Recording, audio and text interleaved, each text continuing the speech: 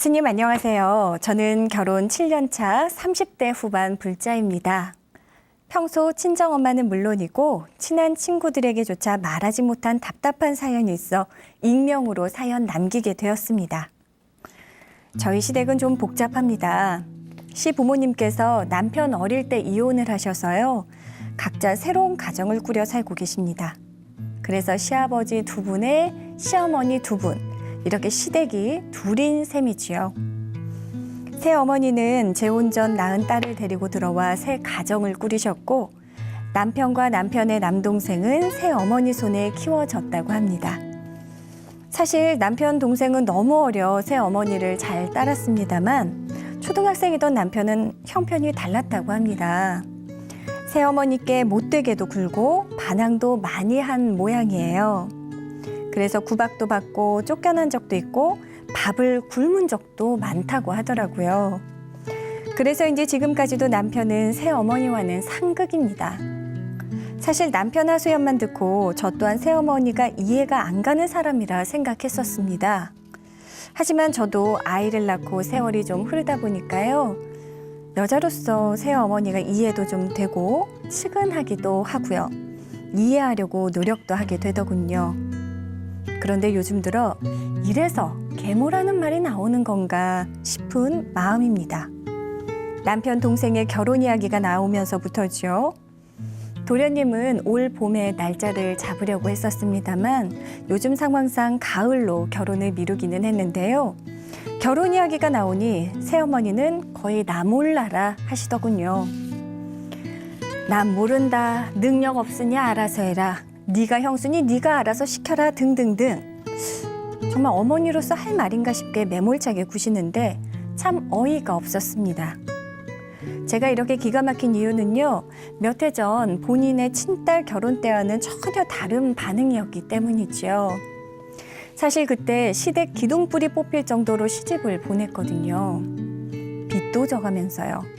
물론 좀 더 일찍 결혼한 저희는 시댁과 친정 도움 일절 받지 않고 저희 힘으로 결혼을 했습니다. 아무튼 아무리 자기가 낳은 자식이 아니라고 이렇게 차별을 하다니 여자로서 이해하자라고 생각했던 제 자신이 바보 같고요. 화가 나서 견딜 수가 없습니다. 이런 사정들로 인해 시아버님과 싸우셨는지 얼마 전엔 도련님과 동서될 친구가 시댁에 인사를 갔는데 아버님 안 계시다며 두 사람을 밖에 세워놓고 문 사이로 가라고 하셨답니다. 이 이야기를 듣고 얼마나 분통을 터뜨렸는지 몰라요. 이제는 남편보다 제가 더 시어머니를 미워하게 되었습니다. 그리고 아버님이 원망스럽기도 하고요.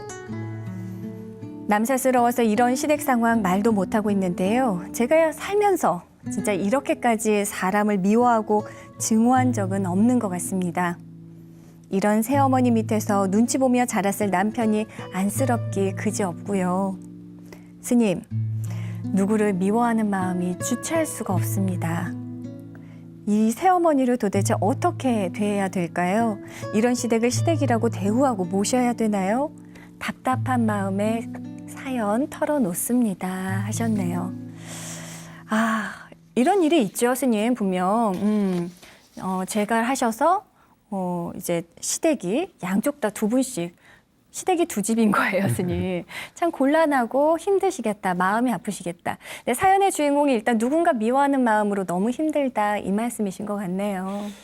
무엇보다 중요한 부분은 아마 이런 이야기는 근래에만 있는 것이 아니고 과거에도 있었기 때문에 우리 그 우화 같은 부분에 콩쥐팥쥐 같은 이야기도 있고 또 불교 설화 중에서는 관세음보살과 대세지보살 같은 부분의 일화도 있고 어떤 새어머니라고 하는 부분에 대한 부분이 자식이 새롭게 결혼을 해서 자식을 낳지 않았을 때는 전실 자식에 대해서 사랑을 베푸는 경우가 되게 있지만 대개 보면 이제 내 자식이라고 하는 부분을 갖게 되면 팔은 안으로 굽는다고 차별이라고 하는 부분을 통해 가지고 고통받는 일들이 꽤 많은 것 같습니다. 네. 그럼에도 불구하고 이제 지금 오늘 사연 주신 분은 형수의 입장에서 참 착하신 분인 건 맞는 것 같은데 맞아요. 문제는 그 어떤 기대치라고 하는 부분이 나를 속상하게 한다면 차라리 기대를 하지 않는 게 좋지 않겠습니까? 이 세상의 모든 부분은 상식이라고 하는 부분도 있지만 상식이 상식만 통하면은 이야기거리가 없습니다. 상식이 상식을 초월하는 일들이 생기기 때문에 거기서 이야기거리가 생기고 또 상식 이상으로 잘 살면 휴머니즘이 생기는 거고 또한 그 상식 이하로 떨어졌을 때 그것은 뭐 악덕이었던 그런 행위로서 이렇게 평가받는 것이 당연한 부분인데 아무래도 그 시부모님들이 설사 그렇게 사신다라고 하더라도 경제적으로 그렇게 여유로운 분들이라면은 그렇게 차별을 하지 않아도 좀 될 수도 있지 않겠습니까? 그런데 아마 사연 주신 내용으로 봐가지고는 그렇게 경제적으로 여유롭지 못한 부분인 것 같은데 네. 문제는 부모가 부모로서의 역할을 경제적으로 다 하지 못했을 때는 뭔가 이렇게 좀 기피하고 싶은 그런 부분의 행위가 이렇게 좀 그 이해할 수 없는 부분으로 나타나는 건 아닌가 싶은 생각을 하게 합니다. 어쨌든 그래도 그 다행스러운 부분은 사연 주신 분이 그 어렵게 큰 형제의 그 우애를 좀 이렇게 이해하는 것 같은 느낌이 그렇죠. 좀 들어서 다행이다는 예. 생각도 들고 시부모에게 그거를 뭐 기대하거나 이렇게 하기보다는 조금 어렵게 자수성가를 했었음 치더라도 풍요로운 것보다는 정성스럽게 네. 형수로서 부모 맞잡으로서 역할을 다 한다고 그러면 아마 더욱더 끈끈한 부분의 인생의 주인공이 되지 않을까 싶은 생각을 합니다.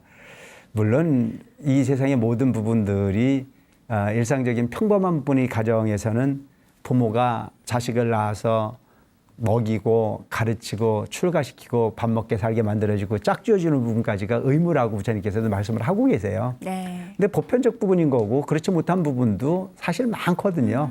이분들 같은 경우에는 그래도 형제라고 하는 부분도 있어서 그래도 좀 다행이다 싶기도 하지만 그렇지 못한 혈을 다니시는 경우도 무척 많이 있거든요. 그래서 이것만으로서의 현실을 평범한 가정에 비교를 해서 뭔가 이렇게 원망하는 마음을 키우기보다는 이것만이라도 다행이라고 하는 마음으로 좀 안도했으면 좋겠다는 생각이 들거든요. 네. 그래서 지금까지는 그냥 형제라고 하는 부분의 어떤 그런 모습을 일관했다면 이제 형수가 부모가 되는 부분의 역할로 뭔가 그 최선을 좀 다했으면 좋겠다는 생각이 듭니다. 그래서 물질로 해결할 수 없는 부분을 정으로 해결할 수 있는 우위에 있는 그런 가정을 이뤘으면 좋겠다는 생각을 하고요.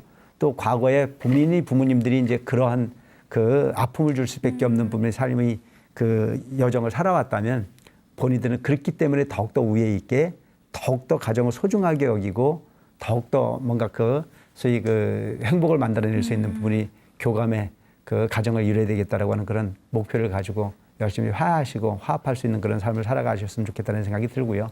누군가에게 받기 위해서 고민하는 나를 만들기보다는 내가 누군가에게 줄 수 있는 부분이어서 행복하다라고 하는 부분이 생각을 갖는다면 조금 더 여유로운 또 그 소위 그 불교적 입장에서 얘기하는 대승적 사고에 보살행이 되지 않을까 싶은 생각을 합니다. 네. 어쨌든 사연 잘 들었고요.